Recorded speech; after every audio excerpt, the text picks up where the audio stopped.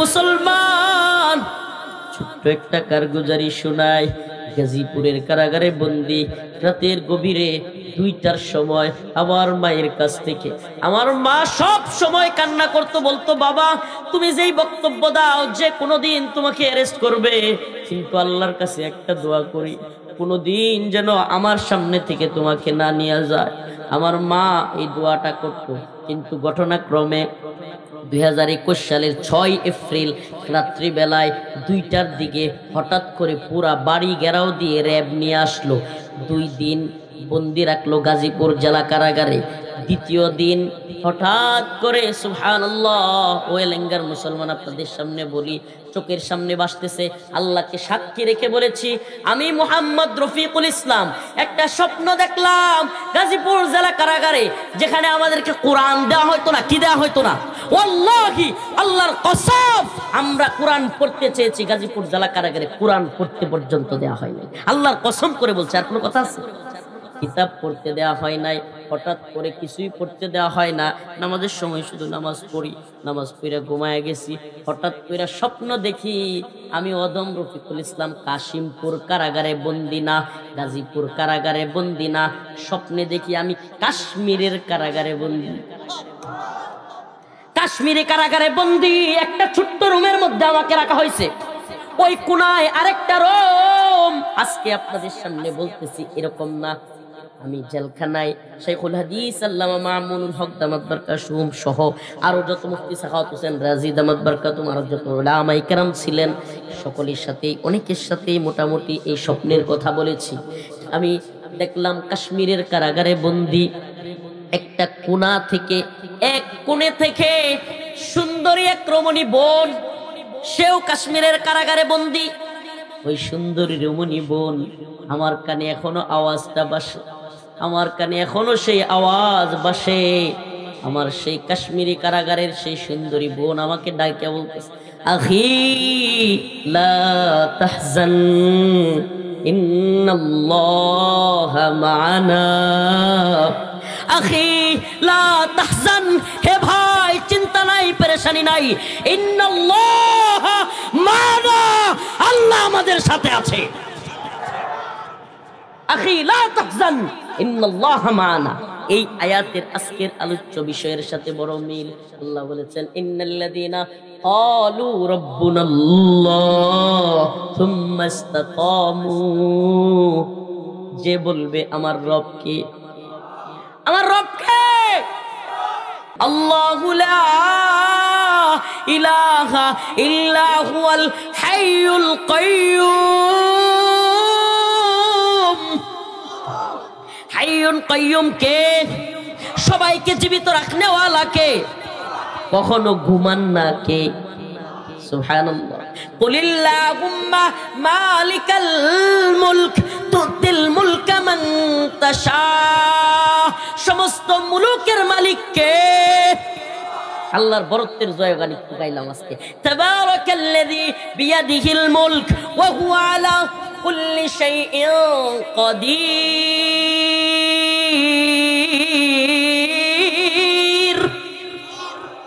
সমস্ত শাইয়ের মালিক কে। তুতিল মুলকা মান তাশা, আল্লাহ বলেন আমি যারে মনে চাই একটু ক্ষমতা দেই। আমি যারে মনে চাই কি করি, একটু ক্ষমতা দেই।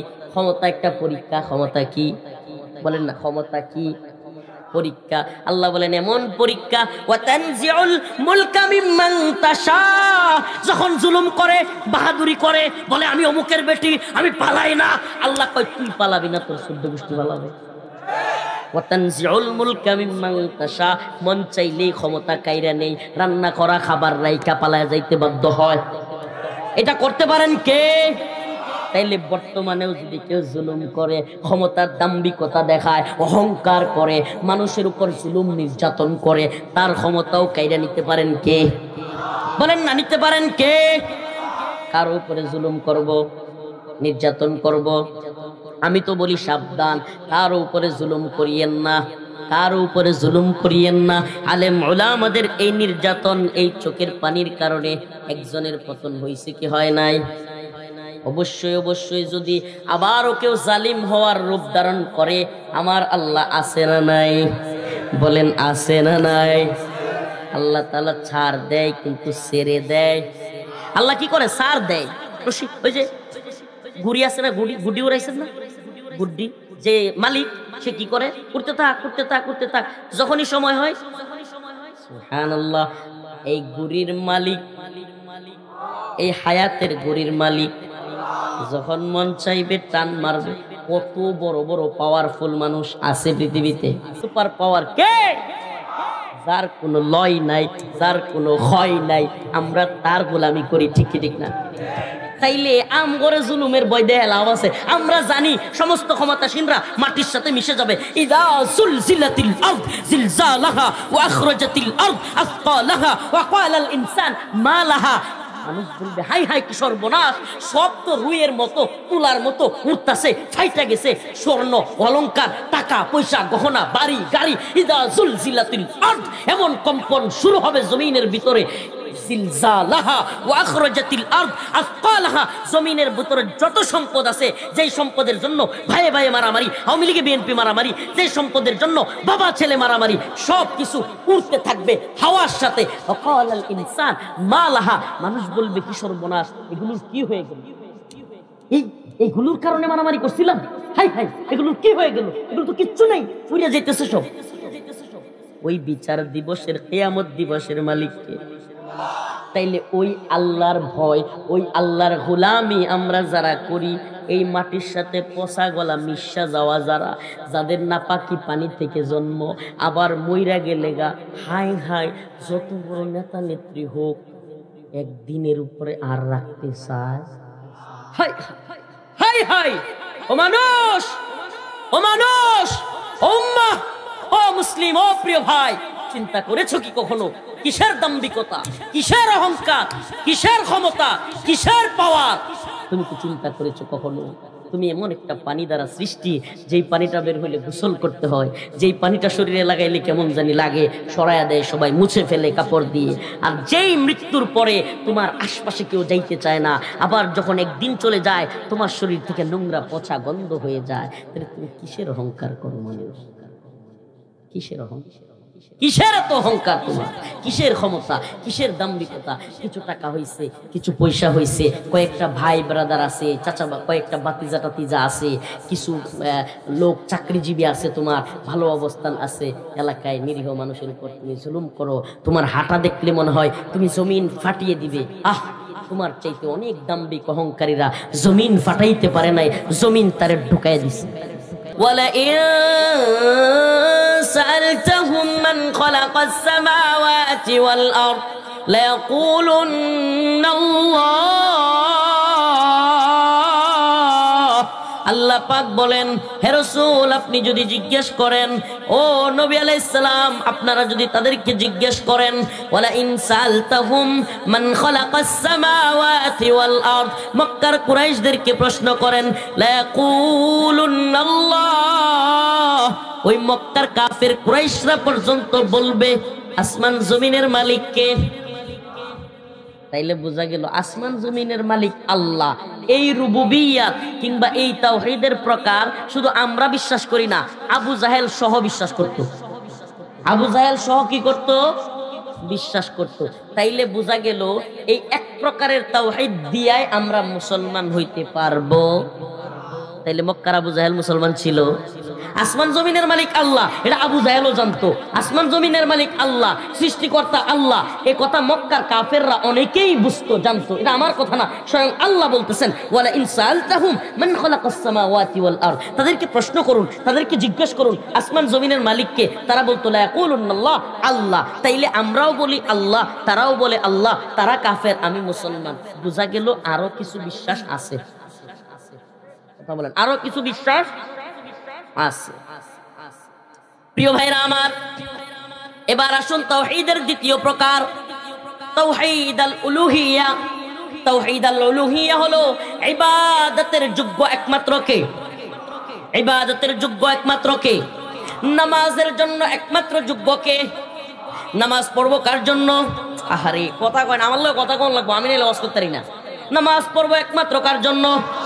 আরে আমনে করে তো আল্লাহর নাম নিতেই কই, এই মাহফিলে জিমায়া পড়ে থাকবেন, নামাজ পড়বেন না, এই মাহফিল শুনে লাভ নাই। এই কয়েকবার যে আল্লাহর নাম বললেন, এই কারণে আল্লাহ রাজি খুশি আপনার মাফ করতে পারেন। নামটা কোন না, আমি যত তাড়াতাড়ি কই আল্লাহ নামটা একটু বললেন, কষ্ট নিয়েন না। তাওহীদ আল উলুহিয়া, ইবাদতের একমাত্র গ্রহণযোগ্য মনোনীত একমাত্র সত্তা একমাত্র মালিককে। নামাজ কার জন্য? রোজা কার জন্য? যাকাত কার জন্য? হজ কার জন্য? কুরবানি কার জন্য? কুল ইন্না সালাতি ওয়া নুসুকি ওয়া মাহইয়ায়া ওয়া মামাতি লিল্লাহি রাব্বিল আলামিন। আমার নামাজ, আমার কুরবানি, আমার হায়াত, আমার মৃত্যু সব কিছু কার জন্য? এখন প্রশ্ন, নামাজ পড়াই কি মাকবুল ইবাদত? রোজা রাখাই কি মাকবুল ইবাদত? রোজা রাখলে নফল রোজাও সওয়াব আছে না নাই? ঈদের দিন যদি কেউ রোজা রাখে, একটু আগে না কইলে নফল রোজা রাখলেই সওয়াব। কুরবানির ঈদের দিন যদি কেউ রোজা রাখে সওয়াব হবে না গুনাহ? বলেন না। তার মানে বোঝা গেল আমরা প্রথম জানলাম ইবাদত কবুল হওয়ার জন্য ইমানদার হওয়া কি শর্ত, ইমানদার হওয়া কি।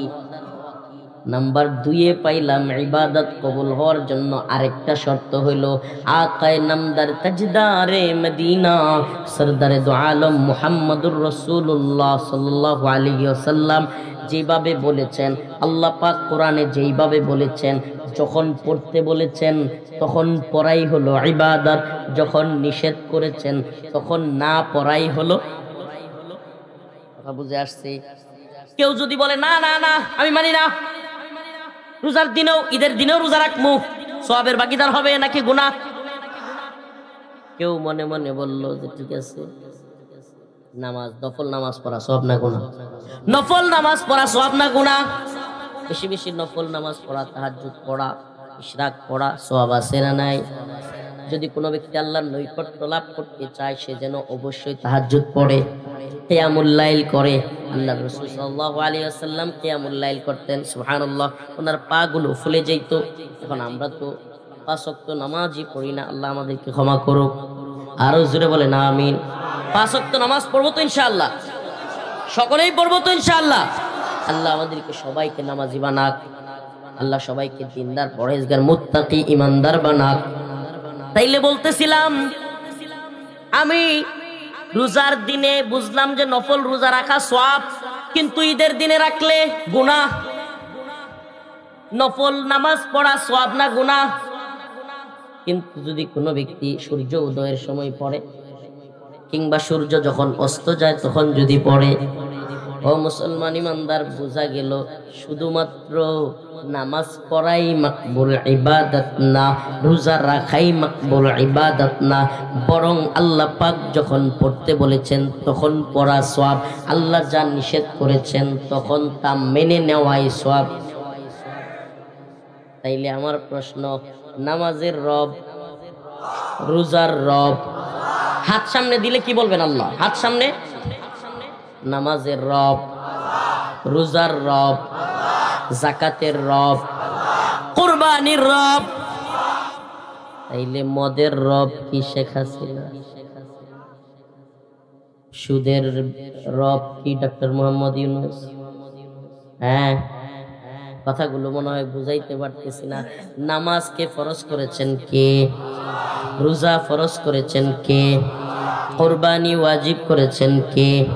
হজ ফরজ করেছেন কে? যে আল্লাহ নামাজের বিধান দিলেন, যে আল্লাহ বললেন উতলু মা উহিয়া ইলাইকা মিনাল কিতাব আকিমিস সালাহ ইন্নাস সালাতা তানহা আনিল ফাহশাই ওয়াল মুনকার। যে আল্লাহ বললেন নামাজ পড়ো, নামাজ কায়েম করো, আল্লাহ পাক নামাজ পড়লে তোমাকে অবশ্যই অবশ্যই আল্লাহ পাক খারাপ কাজ থেকে বিরত রাখবেন। যে আল্লাহ বললেন কুতিবা আলাইকুমুস সিয়াম কামা কুতিবা আলাল্লাযীনা মিন ক্বাবলিকুম লাআল্লাকুম তাত্তাকুন, তোমার উপর রোজাকে ফরজ করা হয়েছে যাতে তুমি মুত্তাকি হইতে পারো। সুবহানাল্লাহি ওয়া বিহামদিহি। আমার জানতে মন চায়, ও এলেঙ্গা কালিহাতি টাঙ্গাইলের মুসলমান, যে আল্লাহ নামাজ ফরজ করেছেন, যে আল্লাহ রোজা ফরজ করেছেন, যে আল্লাহ কুরবানির বিধান দিয়েছেন, সেই আল্লাহ একই কোরআনের ভিতরে সুদ হারাম বলেছেন না বলেন নাই? বলেন, বলছেন না বলেন নাই? আল্লাহ বলেছেন আহাল্লাল্লাহুল বাই'a ওয়া হাররামার রিবা, ক্রয় বিক্রয় হালাল, ওয়া হাররামার রিবা, আর সুদ হলো। যে আল্লাহ নামাজের বিধান দিয়েছেন সেই আল্লাহ মদের কথা হারাম বলেছেন। ইন্নামাল খামরু ওয়াল মাইসির ওয়াল আনসাব রিজসুম মিন আমালিশ শাইতান, আল্লাহ বলেছেন মদ জুয়া এগুলো হলো শয়তানের কাজ, এগুলো মুমিনের কাজ নয়, এগুলো মুমিনের জন্য হারাম। হারাম বলেছেন কে? যে আল্লাহ নামাজের বিধান দিয়েছেন, যে আল্লাহ রোজার বিধান দিয়েছেন, যে আল্লাহ হজের বিধান দিয়েছেন, যে আল্লাহ কুরবানির বিধান দিয়েছেন, সেই আল্লাহ কোরআনের মধ্যে বলেছেন জিনা, ব্যভিচার, বিবাহ বহির্ভূত সম্পর্ক হালাল না হারাম? আয-যানিয়াতু ওয়াজ-যানি ফাজলিদু কুল্লা ওয়াহিদিম মিনহুমা মিআতা জালদা। সেই আল্লাহ বলেছেন তোমাদের কোন পুরুষ এবং নারী যদি অবিবাহিত হয়, অবিবাহিত নারী পুরুষ যদি জিনা করে, মিআতা জালদা 100 বেত্রাঘাত পাছার মধ্যে জোরে জোরে মারতে হইব, এমন জোরে পাছার মধ্যে লাগাইতে হইব যাতে কইরা এই যে চেয়ারের মধ্যে, টুলের মধ্যে, টেবিলের মধ্যে বইতে না পারে। তাইলে জিনার কথা হারাম করেছেন কে? বলেন কে? এখন আমি জিজ্ঞেস করি, বাংলাদেশে রাষ্ট্রীয়ভাবে পতিতালয় হালাল না হারাম? এই তো জানেন না আপনারা। রাষ্ট্রীয়ভাবে হালাল। আল্লাহর বিধান কি? কোরআনের বিধান কি? কিন্তু বাংলাদেশে পতিতালয় হালাল না হারাম? হালাল। এটা কেমনে? হালাল কইলে বুঝতেন না। হালাল শব্দের বাংলা অর্থ হইল বৈধ। কি হালাল শব্দের বাংলা অর্থ? ওলামায়ে কেরাম এখানে আছেন। হালাল শব্দটা কি বাংলা না আরবি? হারাম শব্দটা বাংলা না আরবি? হারাম শব্দের অর্থ হইল অবৈধ। কি অর্থ? হারাম শব্দের আরবি হারাম, বাংলায় কি? অবৈধ। হালাল শব্দটা আরবি, বাংলায় কি? বৈধ। এখন আমি জানতে চাই, বাংলাদেশে দৌলতদিয়া পতিতালয় আছে না নাই? এবং এটা কি শুধুমাত্র আছে নাকি রাষ্ট্রীয় স্বীকৃতি ভাবে আছে? সারা দেশের বিভিন্ন জায়গায় পতিতালয় আছে না নাই? তাইলে বাংলাদেশে রাষ্ট্রীয়ভাবে পতিতালয় হালাল না হারাম?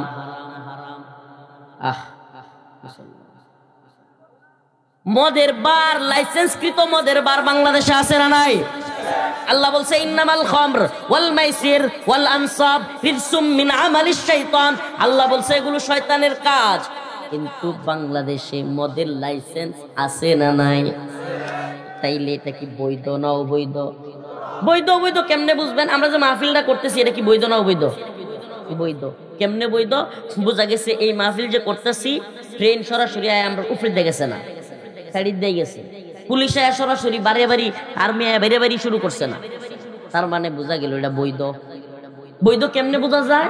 বৈধ বোঝা যায় যেটার মধ্যে বৈধ কাজ করে, মানুষ বিয়ে শাদী করে, ওয়াজ মাহফিল করে, বিয়ের অনুষ্ঠান করে, আরো অনেক দোকানপাট করে, অনেক কিছু বৈধ যেগুলোতে কেউ বাধা দিতে পারে।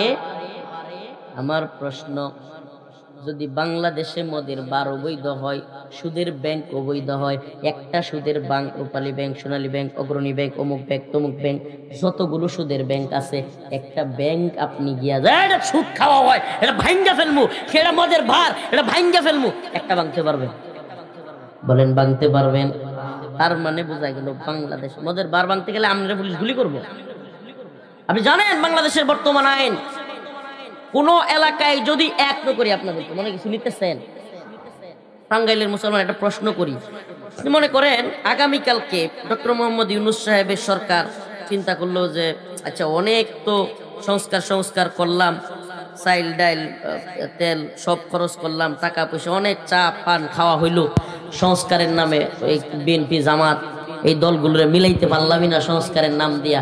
আচ্ছা শেষ সময় একটা সংস্কার করে যায়, এই দেশের মানুষরা একটু শান্তি দিয়া যায়। কি সেই শান্তি? যে হুজুররা এদেশের মুসলমান সংখ্যাগরিষ্ঠ রাষ্ট্র, মানুষ এদেশে নামাজ কালাম পড়ে, এদের অনেক কষ্ট হয়, সকালে এই ভোরে শীতের মধ্যে 5:30টার সময়টা নামাজ পড়তে ব্যাপক কষ্ট হয়। ঠিক আছে আমি একটা সংস্কার করে গেলাম যে ঠিক আছে আপনাদের আর সকাল 5:30টায় নামাজ পড়তে হবে না, 10টায় পড়ে। কয় মানে না, সকাল 5:30টার নামাজ বেটা সহজ করতে চাচ্ছে, আপনার 10টায় দিছে সহজ করে। যে সংস্কার মনে নাই আপনাদের, ভুলে গেছেন কিনা আমার খেয়াল আছে, বিগত সরকারের সময় একবার টাইম 1 ঘন্টা আগায় দিছিল, কিছুদিন পরে সংস্কার আর টিকে নাই, মানুষ সহ্য করে নাই, শেষ। কিন্তু আগায় দিছিল তো। এখন মনে করেন যে সরকার চিন্তা করলো হায়রে আমি 1.5 বছর 2 বছর থাকলাম, নির্বাচন দেওয়ার আগে এই এতটুকু সংস্কার করিয়া যায় যে মানুষের 5:30টার সময় শীতের রাত ঘুমোর থেকে উঠে ফজরের নামাজ পড়তে কষ্ট হয়, তাইলে আমি এটাকে 10টায় করে দিই। মানবেন? মানবেন না কেন? হ্যাঁ, কার বিধান? আল্লাহর বিধান। আল্লাহর বিধান তো উনি বাতিল করে নাই, টাইমটা একটু চেঞ্জ করছে। ফেব্রুয়ারি মার্চে গিয়া, এবারও রোজা ফেব্রুয়ারিতে শুরু হবে হয়তো 12-13 তারিখ, ফেব্রুয়ারির শেষ দিকে গিয়া অথবা মার্চের শুরুর দিকে গিয়া রমাদানের রোজার সময় গরম চলে আসবে, আবার কিছু কিছু গরম চলে আসবে। গরমের সময় কিন্তু সময় লম্বা হয়ে যায়। এখন ডক্টর মোহাম্মদ ইউনূস সাহেবের সরকার চিন্তা করলো যে ঠিক আছে মানুষের রোজা রাখতে কষ্ট হবে, 15-16 ঘন্টা হয়ে যাবে, তাইলে এই বছরের রোজাটা রমজানে না হয়ে শাবানে দিয়ে দিয়েই আর জানুয়ারিতে রোজাটা হয়ে যাক, শীতের মধ্যে মানুষের কষ্ট কম হইল। মানবেন? মুসলমান একটু গভীর মনোযোগ দিয়ে শুনতে হবে, রমাদানের রোজা সরকার বাতিল করতে বলে নাই, 1টা মাস আগায়া দিচ্ছে আপনার আমার সুবিধার্থে। নামাজ 5:30টায় উঠে কষ্ট হয়, বাতিল করতে বলে নাই, 10টায় পড়তে বলতেছে আপনার আমার সুবিধার্থে। আপনি বলতেছেন মানবেন না, রোজা 1 মাস আগায়া দিলে আপনি মানবেন না, কি করবেন? টাইম মতো পড়বেন। এখন 5:30টার সময় মসজিদই খুলতো না, মসজিদ তালা, করোনার সময় মসজিদ তালা মারছিল না, মসজিদে কেউ ঢুকতে পারছিল? মনে করেন সরকার আবার আইন করলো যে 5:30টায় কেউ মসজিদে ঢুকতে পারবে না, এত সকালে চুরি টুরি হয়, এই সময় উঠা যাবে না, 10টায় উঠতে হবে, আইন করলো, কি করবে? এই দেখ কি করবে? হায় হায়, যালিকা যাফুল ঈমান, দুর্বল ঈমানের লোক। আমি ভাবছিলাম বলবে যে সরকার টরকার সব ফেলাই দিব। হায় হায়, এটাই প্রথম টাঙ্গাইলে যে শুনলাম, অন্য কোথাও এই প্রশ্ন কইরা এই কথা শুনি নাই যে ঘরে পড়মু। সরকারের বাপের দেশে থাকি নাকি? সে বললে 5টার নামাজ 10টায় পড়মু, আল্লাহ যখন বলছে তখনই পড়বো। হায় হায়, এই নত জানু ইমান নিয়ে চলেন, ওলামায়ে কেরাম কাজ করেন, ইমানের কাজ করেন, টাঙ্গাইলের এলাকার মুসলমানদের ইমানই কাজ করেন। হায় হায়, আস্তাগফিরুল্লাহ, আল্লাহ বুঝার তৌফিক দান করে। আরো জোরে বলেন আমিন। আসলে জনগণ জীবনেও এই আইন মানবে? মানবে না। কেন মানবে না? এই বিধান কার? আমার প্রশ্ন, ও টাঙ্গাইল এলেঙ্গা কালিহাতির মুসলমান, আমার প্রশ্ন, আপনি 5টার নামাজ 10টায় দিলে মানবেন না, আপনি রমাদানের রোজা শাবানে 1 মাস আগে আনলে মানবেন না। আপনাকে যদি বলা হয় মক্কায় গিয়ে হজ করতে, কাবা তাওয়াফ করতে কষ্ট হয়, লক্ষ লক্ষ টাকা খরচ হয়, অনেকে ইচ্ছা থাকলেও যেতে পারে না, কাবার আদলে ঢাকায় একটা ঘর কইরা বাংলাদেশে হজের ব্যবস্থা করা হলো, মানবেন? মানবেন না। কেন? কারণ আল্লাহর ঘরে যাওয়া কার বিধান? বলেন না, কার বিধান? 5:30টায় সূর্য উদয়ের আগে নামাজ পড়া কার বিধান? রমাদান মাসেই রোজা রাখা কার বিধান? তাইলে মদের লাইসেন্স হারাম, এইটা কার বিধান? সুদ হারাম, এইটা কার বিধান? ওরে আল্লাহ, 5টার নামাজ 10টায় নিব মানতেন না, কিন্তু সুদের ব্যাংক ঠিকই মানে। আফাতুমিনুনা, এই প্রশ্নটা করার জন্য এতক্ষণ ঘুরাইলাম, একটা প্রশ্ন আপনাদের মনে ঢোকানোর জন্য, আমি কি আসলে ইমানদার কিনা, আমি কি আসলে ইমানদার কিনা একটু ঢোকান।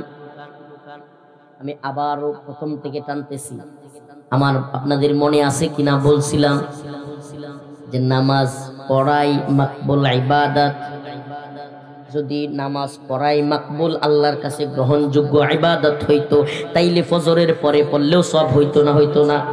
রোজা রাখাই যদি মাকবুল ইবাদত হইতো ঈদের দিন রোজা রাখলেও সব হইতো কি হইতো না? কিন্তু আগের আলোচনা আবারও টানতেছি, কিন্তু দেখা গেল ঈদের দিন রোজা রাখলে সওয়াব হওয়া যায় না, সওয়াব পাওয়া যায় না। সূর্য উদয়ের সময় নামাজ পড়লে সওয়াব পাওয়া যায় না। কেন? কারণ আল্লাহ নিষেধ করেছেন। ও মুসলমান ইমানদার, এই জায়গায় আমার প্রশ্ন, একটু খেয়াল করবেন যে আল্লাহ রাব্বুল আলামিন যেই বিধান দিয়েছেন নামাজের ক্ষেত্রে, আল্লাহ রাব্বুল আলামিন যেই বিধান দিয়েছেন রোজার ক্ষেত্রে, আমার আল্লাহ সেই একই কোরআনে বিধান দিয়েছেন সুদের ক্ষেত্রে। আমার আল্লাহ সেই একই কোরআনের ভিতরে মদের বিধান দিয়েছেন কি দেন নাই? রোজার বিধানও দিয়েছেন, হজের বিধানও দিয়েছেন, নামাজের বিধানও দিয়েছেন। মদ হারাম এই বিধান দিয়েছেন কে? তাইলে আমরা বুঝতে পারলাম ইবাদত কোন জিনিস। আল্লাহর হুকুম মানা। ইবাদত কি? আল্লাহর হুকুম মানা। আল্লাহ যখন পড়তে বলছে তখন পড়া, যখন নিষেধ করছে সেটা মানা, যেটা খাইতে বলছে সেটা খাওয়া, যেটা খাইতে নিষেধ করছে সেটা না খাওয়া, এটার নাম হলো ইবাদত। এটার নাম কি? আদি ইবনে হাতেব, আল্লাহ রাসূল একটা হাদিস বলি, আদি ইবনে হাতেব তখনও তিনি মুসলমান হন নাই। আল্লাহ রাসূল সাল্লাল্লাহু আলাইহি ওয়াসাল্লাম উনি রুমে ঢুকতেছেন, ঘরে ঢুকতেছেন, মসজিদে ঢুকতেছেন। আল্লাহ রাসূল সাল্লাল্লাহু আলাইহি ওয়াসাল্লাম একটা আয়াত তিলাওয়াত করতেছেন, ইত্তাখাযু আহবারাহুম ওয়া রুহবানাহুম আরবাবাম মিন দুনিল্লাহ।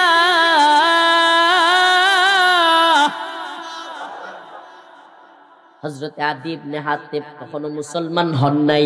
এই আয়াতের অর্থ হলো তারা তাদের আহবার রুহবানদেরকে, ইত্তাখাযু আহবারহুম ওয়া রুহবানাহুম আরবাবাম মিন দুনিল্লাহ, আল্লাহকে বাদ দিয়া তারা তাদের আহবার রুহবানদেরকে, ধর্মগুরুদেরকে, পণ্ডিতদেরকে, যাজকদেরকে প্রভু বানাইছে, রব বানাইছে।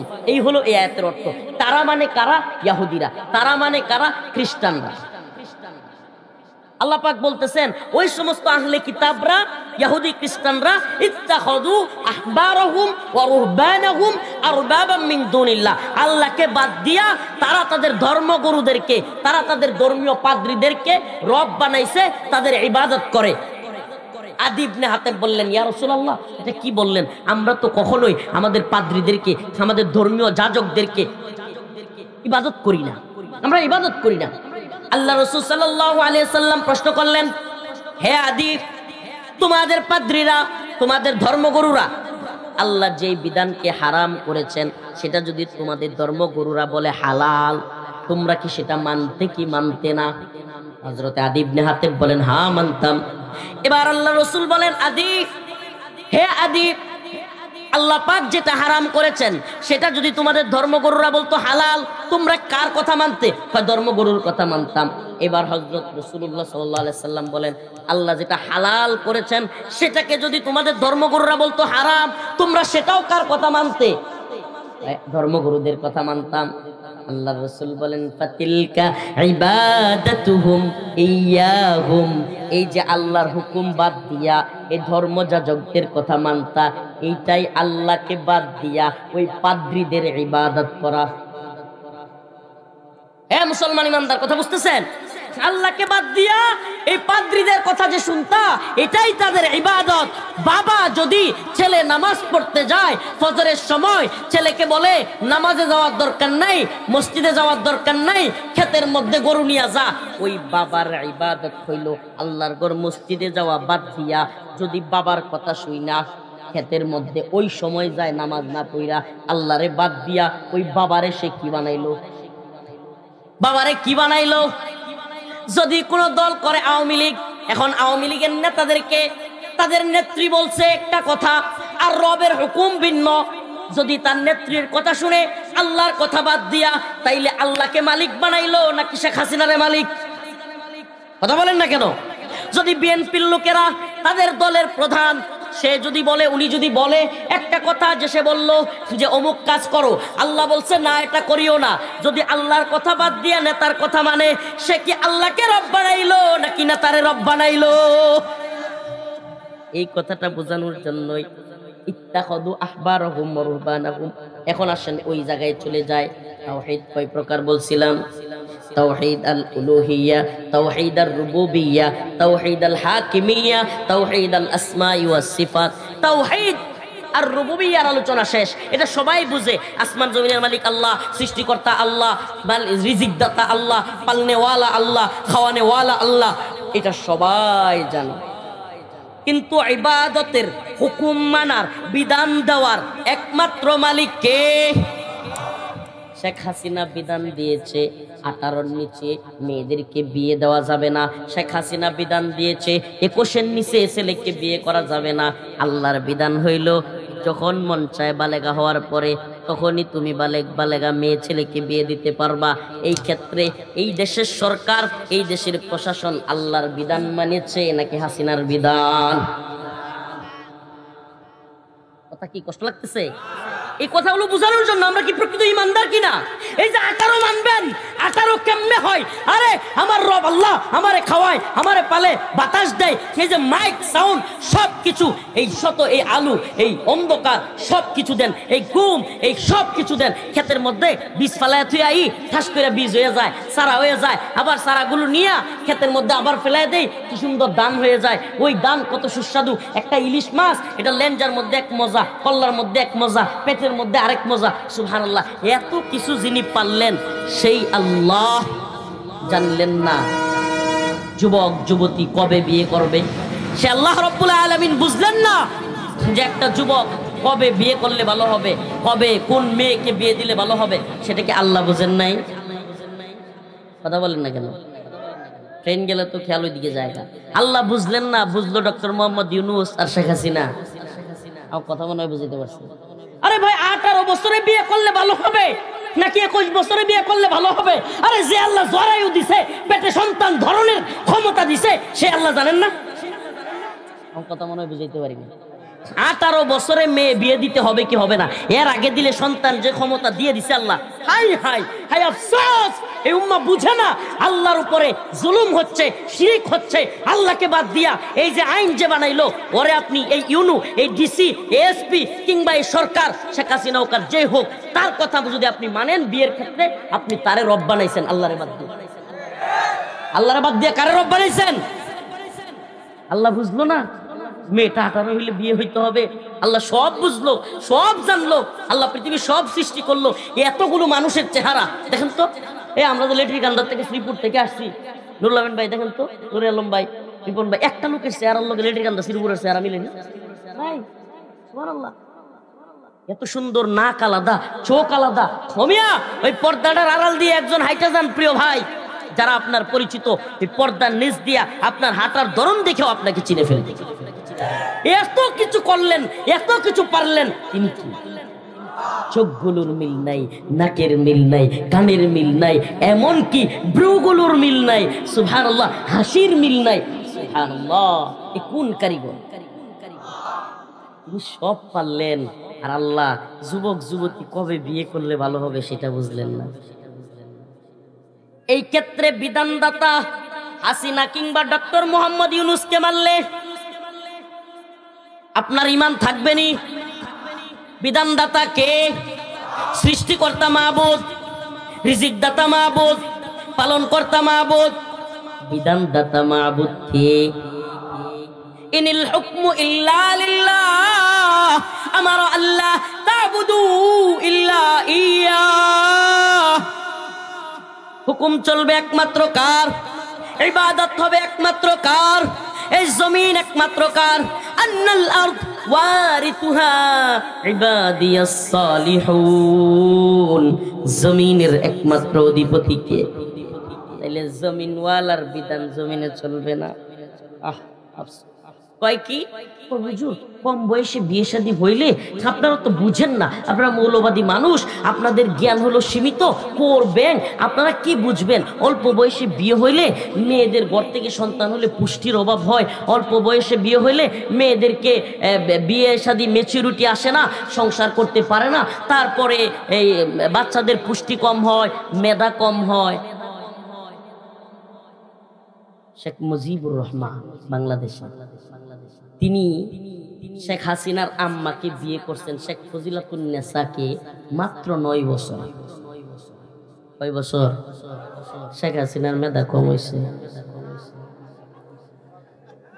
পুষ্টির অভাব হয়েছে। হ্যাঁ, কথা কয় না। এই একটু গুগল আছে, প্রোগ্রাম শেষ করে সার্চ দিয়ে দেখে নিয়েন। শেখ হাসিনার আম্মাকে শেখ মুজিবুর রহমান কত বছর বয়সে বিয়ে করছে একটু মিলায় নিয়েন। পুষ্টির অভাব পড়ছে, মেধার অভাব হয়েছে। কি মেধা ছিল 17 বছর, বুঝছেন না? বুঝছেন না? 17 বছর। তাইলে কোন যুক্তি এটা? খোরা যুক্তি, খোরা যুক্তি। আরে আমার রসুল, আমার হাবিবের বিয়েকে নাউজুবিল্লাহ শাতেমরা, নাস্তিকরা, মুরতাদরা যেই বিষয়ে আল্লাহ রসুলকে সবচাইতে বেশি কষ্ট দেয়, যেই বিষয়ে মুসলমানদেরকে সবচাইতে বেশি কষ্ট দেয়, এটা হলো আম্মাজান আয়েশা রাদিয়াল্লাহু আনহাকে ছোটবেলায় বিয়ে করা। ঠিক ঠিক না? আচ্ছা বলেন না, আকায়ে নামদার, তাজদারে মদিনা, সরদারে দো আলম, আমার রবের সবচাইতে প্রিয় হাবিব, প্রিয় বন্ধু, তিনি বুঝলেন না কত বয়সের বয়সে বিয়ে করলে ভালো হবে? সুবহানাল্লাহ বলবেন না? আবার আরেকটা কি কয়, যে একটা হলেই ভালো হয়, দুইটার বেশি আর নয়। এই স্লোগান আমরা শুনি নাই? আপনাদের গায়ে লাগতে পারে কারো কথা, কিচ্ছু যায় আসে না আমার। আমি ইমানের পক্ষে কথা বলবো। এই আইনগুলো শুধুমাত্র বিগত সরকারের আমলে নয়, সব সরকারের আমলে ছিল।